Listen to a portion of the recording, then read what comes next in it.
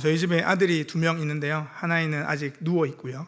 네, 하나이는 열심히 돌아다니고 있습니다. 그 첫째 아이가 요즘은 이제 많이 5살이 되고 이러다 보니까 저희가 이제 종종 이제 마트를 가거나 어디서 짐을 가져오면 자기도 도와서 들겠다, 이렇게 힘을 보태겠다, 나는 힘이 세다, 자기는 이제 속칭 애들이 얘기하는 무슨 파워맨 뭐 이런 거라고 이렇게 막 이렇게 아이들이 보통 그 나이 또래 하듯이 합니다. 그렇게 짐을 들면 짐을 들어주는 건지 아니면은 이렇게 짐을 이렇게 자기가 이렇게 매달려 있는 건지 사실 이제 도움이 되죠. 도움이 되고 조그마한 거 하나로도 자기가 들려고 하니까 힘이 됩니다. 그렇게 어린아이가 하나 이렇게 들어주는 것만으로도 사실은 큰 도움이 되고, 집에 한 번에 올라갈 수 없는 신들도 조금만 이렇게 도와주면 큰 힘이 됩니다. 이렇듯 짐을 서로 지는 것은 나 혼자 할 수 없는 일들이 사실은 세상에 많기 때문입니다. 혼자 무언가 해결할 수 없고 혼자 이렇게 할 수 없는 일들이 세상에는 오히려 더 많이 있죠. 나 혼자 해결하려고 발버둥 치지만 사실 그렇게 해결할 수 있는 문제는 몇 가지 되지 않습니다. 누구의 도움을 받거나 누군가의 도움이 와야지 해결되는 문제들이 대다수이죠. 집에 있는 둘째 아이는 방금 전에 말씀드리도록 누워 있다고 말씀드렸습니다. 그 아이는 홀로 아무것도 사실 할 수 없죠. 먹는 것도, 또 이제 이렇게 먹고 난 뒤에 뒤처리하는 것도, 그리고 잠자는 것도, 사실 잠자는 것도 혼자 자기는 버겁습니다. 그만큼 이제 사람은 태어나자마자 누군가의 도움 없이는 살아갈 수 없습니다. 도움이 필요한 곳, 도움이 있어야 하기 때문에 우리는 서로가 서로에게 도움을 줄 수 있고 때로는 받을 수 있는 위치에 있다는 것을 늘 언제나 생각해야 합니다. 사실 그것을 망각할 때는 내가 잘하고 있다거나 아니면 나에게 힘이 주어질 때 그것을 망각합니다. 나는 늘 언제나 스스로 잘 해낼 수 있고, 때로는 나 스스로도 그것이 아무의 도움 없이 해낼 수 있다는 힘과 자신감이 차 있으면 그건 늘 언제나 우리가 경계해야 될 부분입니다. 오늘 말씀에 갈라디아 교인들이 그러했습니다. 하나님의 도움 없이 그리스도의 보혈과 그 능력이 넘어선 자신들의 노력과 또한 율법으로 말미암아 자신들은 할 수 있다라고 생각했던 이들입니다. 앞에서 계속 보아온 대로 갈라디아서에 있는 갈라디아 교회는 또한 갈라디아 신자들은 거짓 교사로부터 율법을 받아들이고 그 율법이 자기 스스로 뭔가를 해낼 수 있다는 것으로 연결되었습니다. 그것이 곧 5장에서 본 것처럼 육체의 일과 성령의 열매로 구분되어지고 바울은 그것을 갈라디아 교회에 그것을 제시하고 있죠.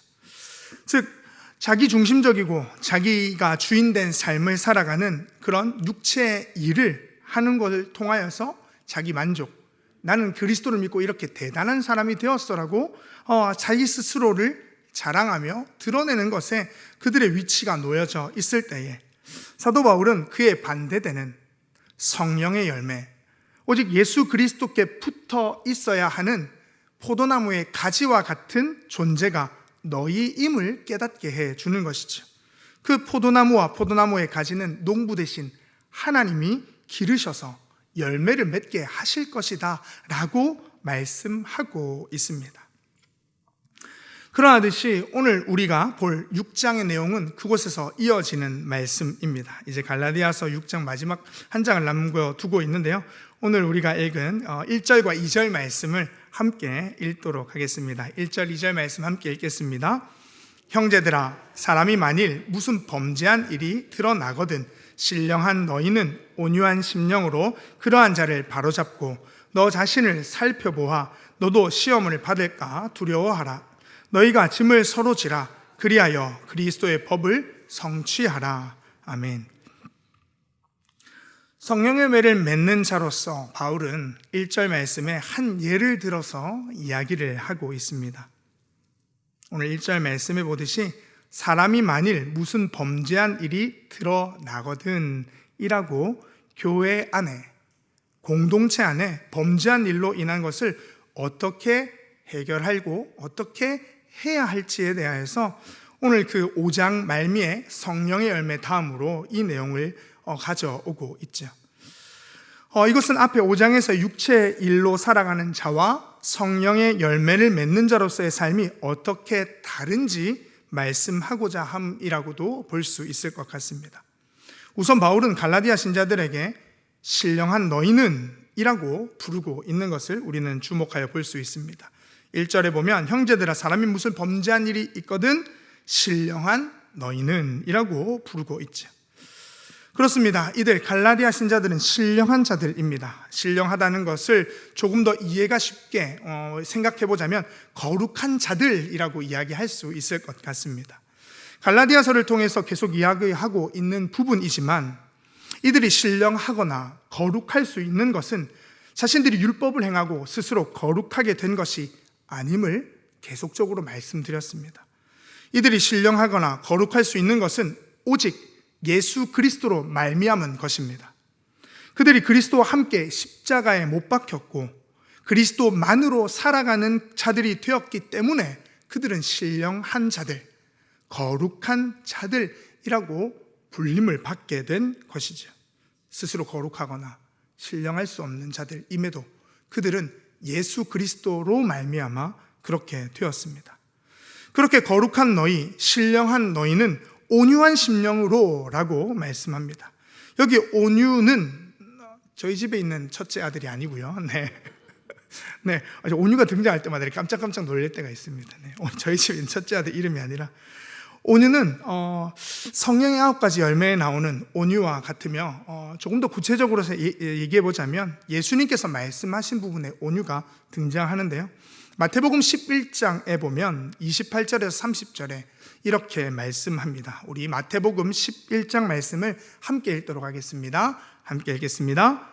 수고하고 무거운 짐진 자들아 다 내게로 오라. 내가 너희를 쉬게 하리라. 나는 마음이 온유하고 겸손하니 나의 멍에를 메고 내게 배우라. 그리하면 너희 마음이 쉼을 얻으리니 이는 내 멍에는 쉽고 내 짐은 가벼움이라 하시니라. 아멘.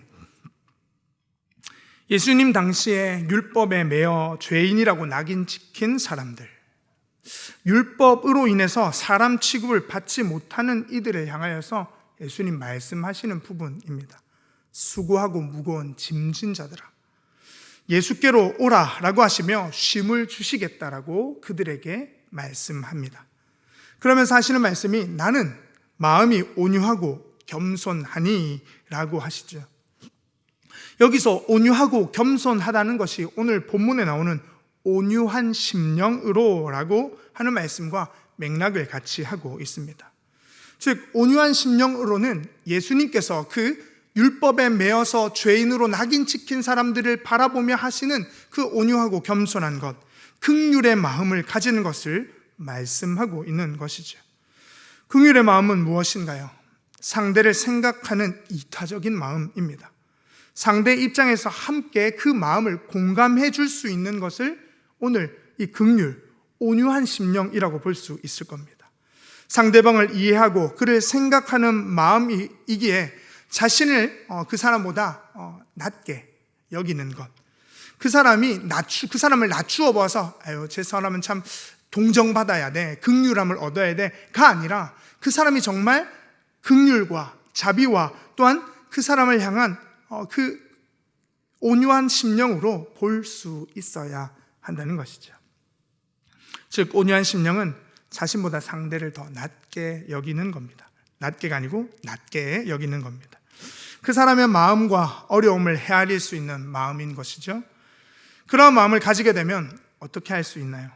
나의 편에서 내가 원하는 방법대로가 아니라 상대방의 입장과 마음으로 그 사람이 바로 설 수 있도록, 그 사람이 바로 잡아질 수 있도록 그것에 대하여 오늘 사도 바울이 온유한 심령으로 그렇게 하라고 말씀합니다.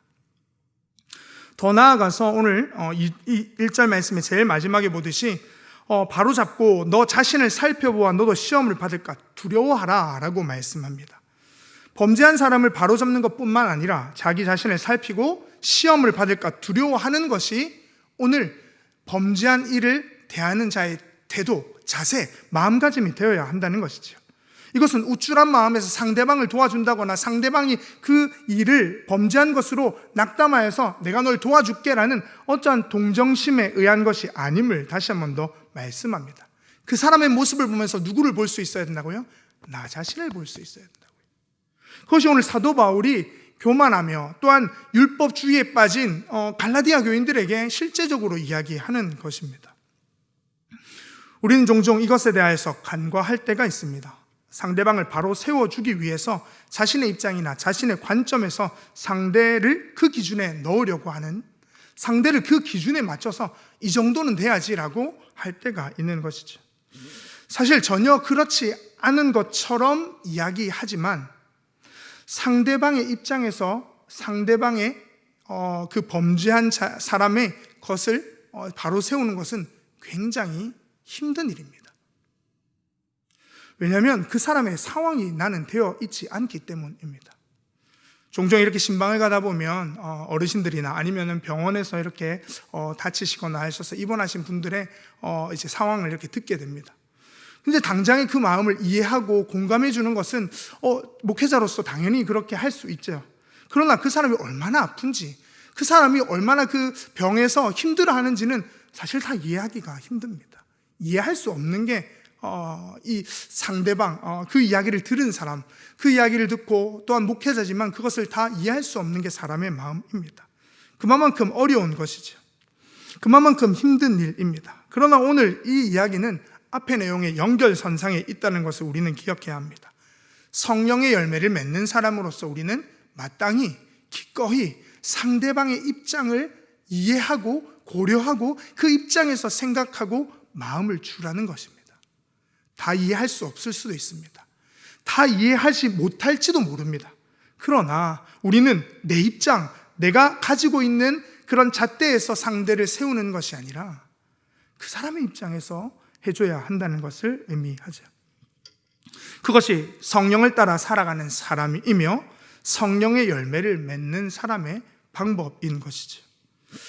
더더욱 그것을 더 구체적으로 2절 말씀에 이렇게 이야기하는데요. 우리 2절 말씀을 한 번 더 같이 읽도록 하겠습니다. 2절 말씀입니다.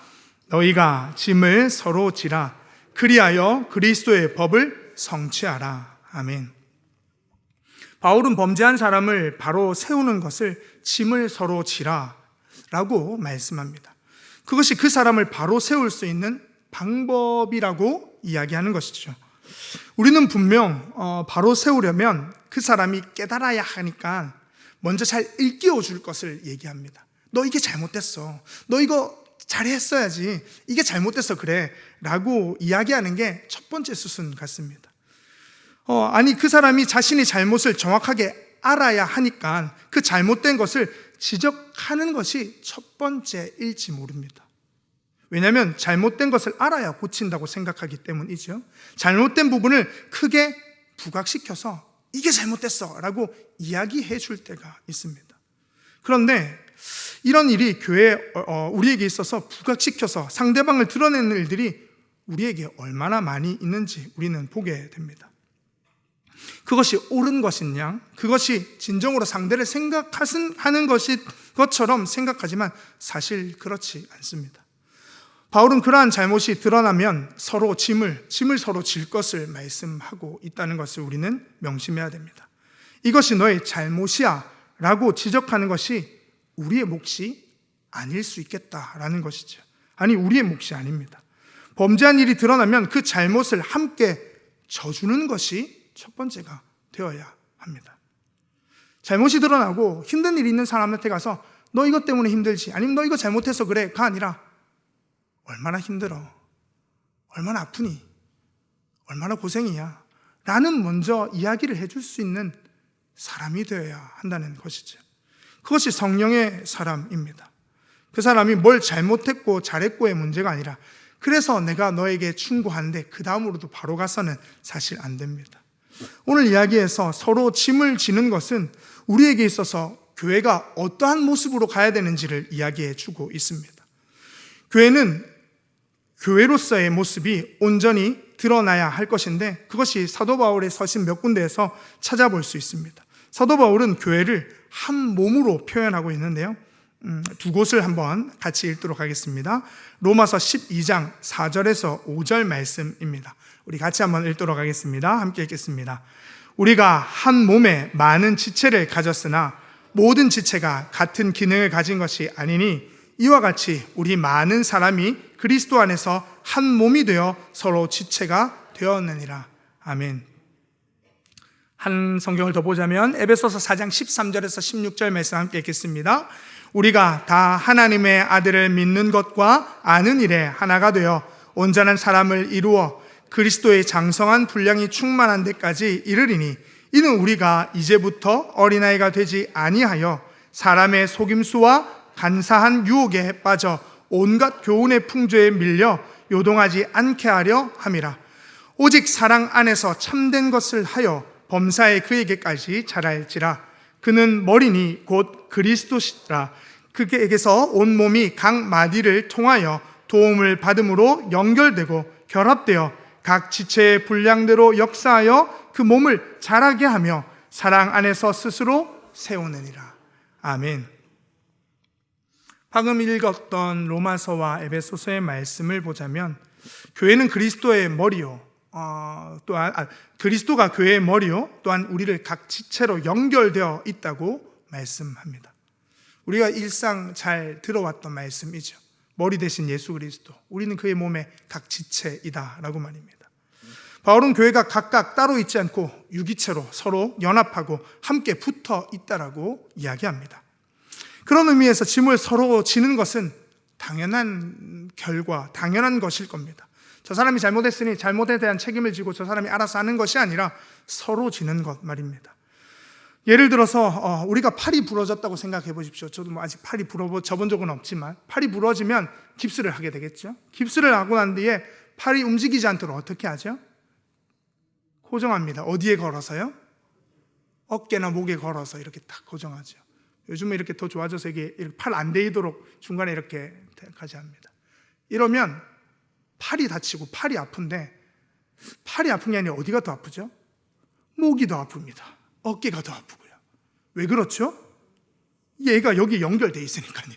그리고 거기다 끈을 맸으니까요. 교회가 그런 것입니다.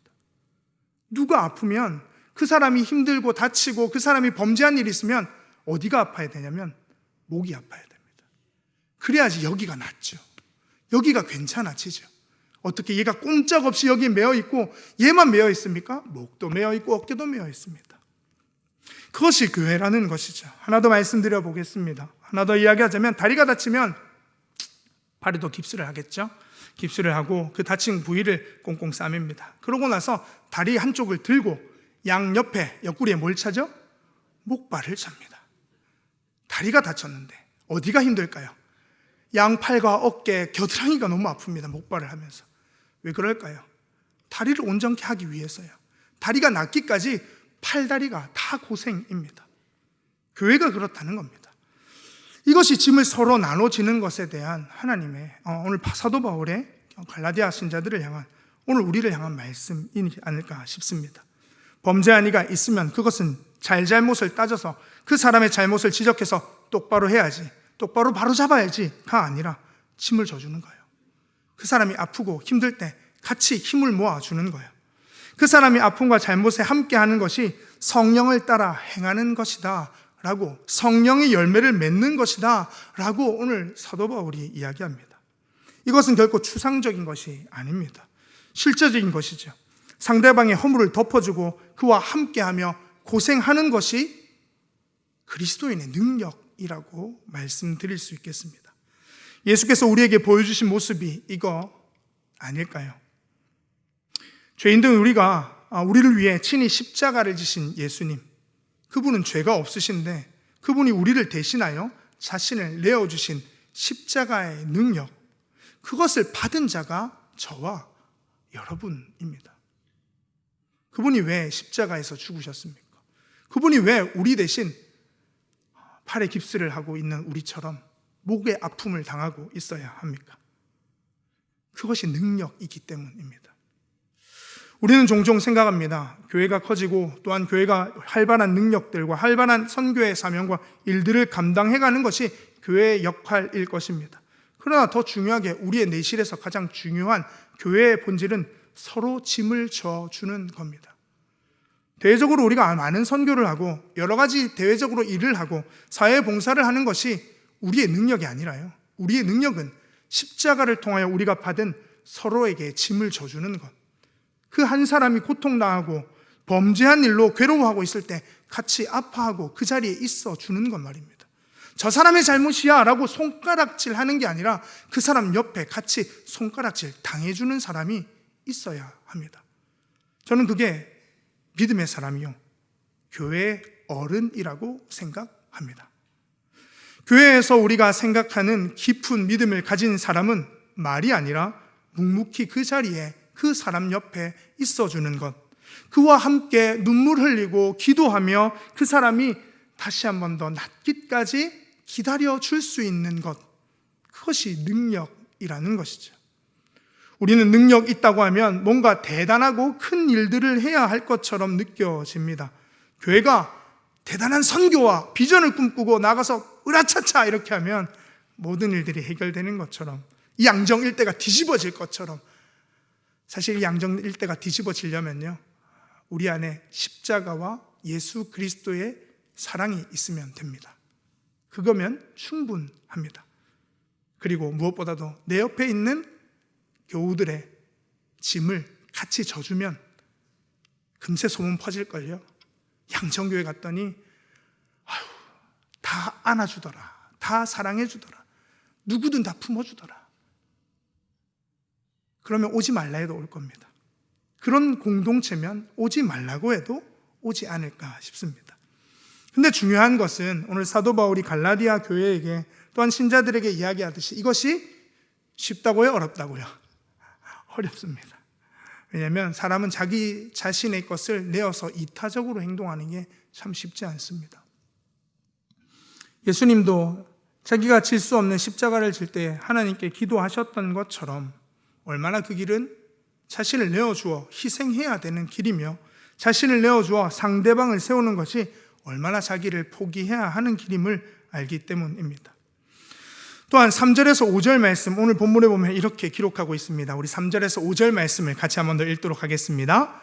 만일 누가 아무것도 되지 못하고 된 줄로 생각하면 스스로 속임이라.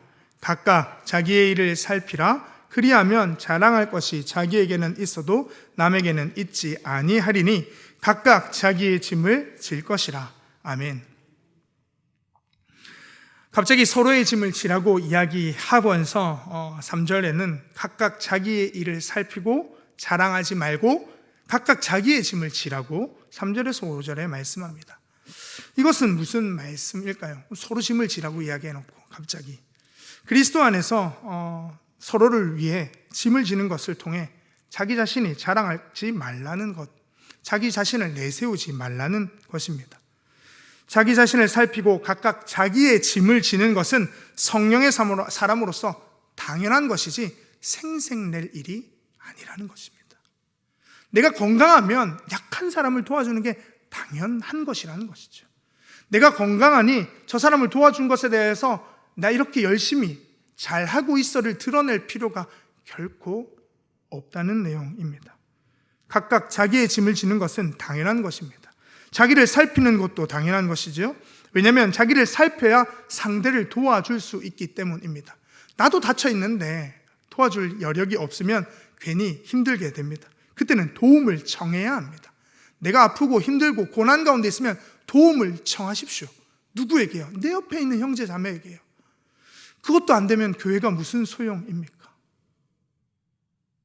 내가 힘들고 아플 때 내 기도 제목 누구한테 내어놓지 못하면 그것은 교회가 아니겠죠. 내가 힘들고 답답할 때 주님께 기도하듯 나와 같이 가까이 있는 그 기도하는 사람에게 기도 제목을 내놓고 기도 좀 해줘 라고 이야기할 수 있는 우리 양정교회가 될 수 있기를 간절히 소망합니다. 그 기도를 받은 사람은요, 야 거봐 내가 기도해줘서 그렇게 됐지 라고 이야기하지 마시고 기꺼이 기도해줬더니 그래 하나님이 우리가 같이 기도했더니 이렇게 하셨더라 로 갈 수 있는 은혜가 있기를 간절히 소망합니다. 우리는 각각 자기의 짐을 질 것이다 라고 이야기한 이 제목을 통하여서 이 오전의 말씀을 통하여서 서로가 서로에게 짐지는 것이 각자에게 주어진 또한 역할이 있다는 것을 분명히 알아야 할 것입니다. 우리는 자신이 한 것에 대해서 자랑할 것이 아무것도 없습니다. 누군가의 짐을 졌다고 해서, 그리고 그 자신의 짐을 졌다고 우쭐할 이유도 전혀 없습니다. 우리는 예수님께서 그러셨듯 자신의 짐을 지듯 자신의 십자가를 지고 함께 걸어가는 공동체입니다.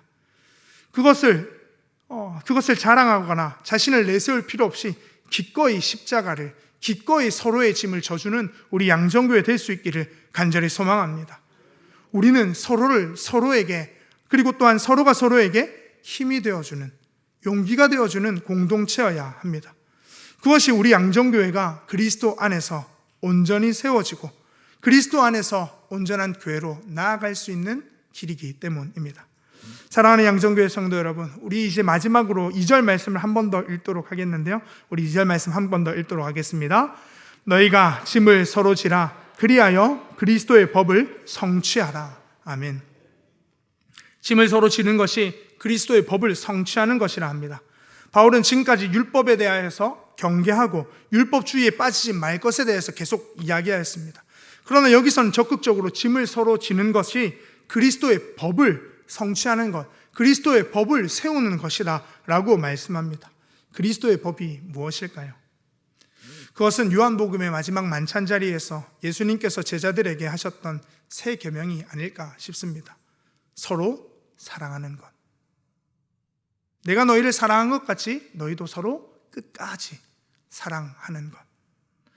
예수님이 우리를 끝까지 사랑하셨듯 우리의 짐을 대신 지셨듯이 우리도 서로를 사랑함으로 서로의 짐을 지는 것이 그리스도의 법을 성취하는 것이라 오늘 말씀하고 있습니다. 사랑하는 양정교회 성도 여러분, 오늘도 우리는 각자 자신의 삶에 허덕이며 살아갈지도 모르겠습니다. 지친 하루하루를 마음 한켠 쉴 곳 없이 바삐 살아가는 우리 성도님들의 삶일지도 모르겠습니다. 그러나 우리에게 조용히 다가와 우리의 손을 잡아주시는 예수님처럼 우리 또한 누군가의 손을 잡아 그 사람의 짐을 함께 져주는 귀한 양정교회 공동체 되기를 간절히 소망합니다. 그때 우리는 예수 그리스도를 볼 것입니다. 서로가 서로의 마음에 있는 예수 그리스도, 우리 안에 나타나 내가 너희 안에 거하겠다 하신 예수 그리스도를 발견하는 은혜가 있기를 간절히 소망합니다. 우리 함께 찬양하겠는데요. 우리 죄 위에 죽으신 주라는 찬양입니다. 가사를 한번 띄워주시면요. 우리 죄 위에 죽으신 주, 십자가 그 사랑 감사하네. 날마다 주의 형상대로 변화되리라. 십자가 우리를 새롭게 하리. 놀라운 사랑 찬양하리라. 우리를 위해 생명 주셨네. 놀라운 사랑 찬양하리라. 십자가의 그 능력. 우리는 십자가의 능력으로 살아가는 사람들입니다.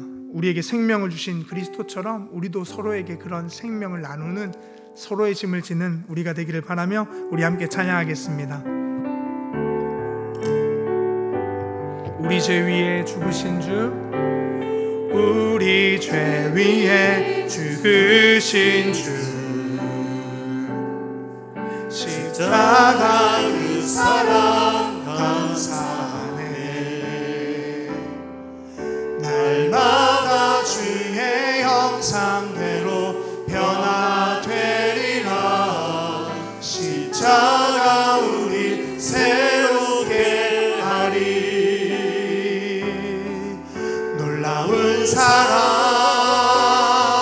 찬양하리라. 우리를 위해 생명 주셨네. 놀라운 사랑 찬양하리라. 십자가의 그 능력, 십자가의 그 우리 죄 위에 죽으신 주, 우리 죄 위에 죽으신 주, 십자가 그 사랑 감사하네. 날마다 주의 형상대로 변화되리라. 십자가 우리 새롭게 하리.